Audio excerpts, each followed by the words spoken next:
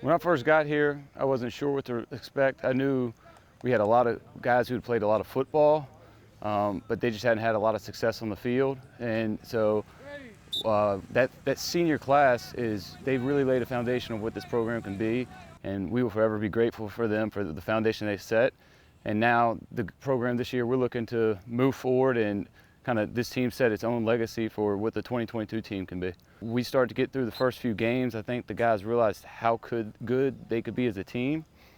And then once they started playing together and playing for each other, that's where we really started to separate ourselves and become a really good football team. I think we see a lot of that this year, a lot of individuals trying to prove themselves because we're inexperienced. We don't have a lot of guys who've played varsity football, so they're out to prove themselves. And now it's about finding a way to do that as an individual, but also play together as a team. Offensively, we're going to be a little bit different than last year. You know, you lose a Chris Seward, who was one of the fastest guys in the area.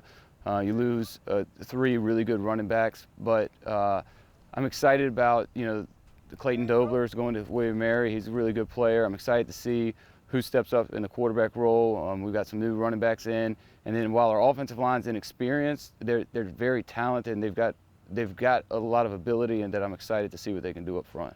Defensively, I'm excited about our defensive line. I'm excited about the secondary. We've got some long guys who can run in the secondary. We've got some really aggressive guys up front, and then at linebacker, we're returning some guys who've played a lot of football. They might not have played on the varsity level, but they've played a lot of football and been very successful on the JV level. Our players have high expectations of what they want to achieve this season. So as a coaching staff, we try to use that to help them understand if you think you're that good, then you have to practice that way every day.